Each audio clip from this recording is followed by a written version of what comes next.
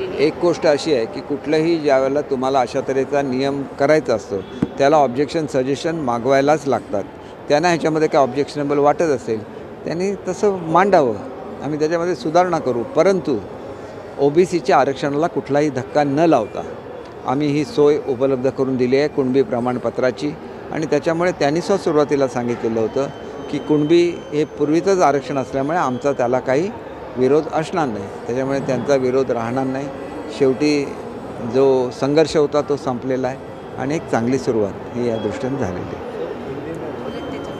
एकंदर असं आहे की एका तऱ्हेचा अन्याय हा मराठवाड्यामध्ये मराठा समाजावर होत होता, कारण त्यांना कुणबी प्रमाणपत्र, ते कुणबी अजूनचा कुणबी प्रमाणपत्र मिळत नव्हती.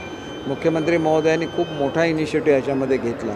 न्यायमूर्ती शिंदेजींच्या अध्यक्षतेखाली कमिटी स्थापन केली आणि त्याच्यामुळे अनेक पुरावे त्या ठिकाणी मिळू शकले.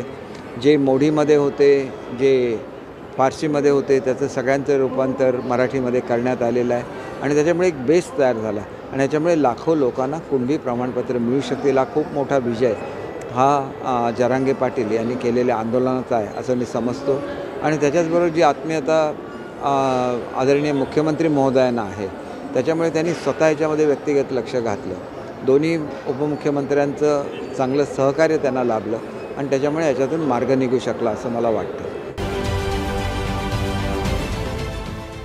देश विदेशातील प्रत्येक घडामोडींचे लाईव्ह अपडेट मिळवण्यासाठी आता साम टीव्हीच्या सर्व सोशल मीडिया प्लॅटफॉर्मला लाईक, फॉलो आणि सबस्क्राईब करा.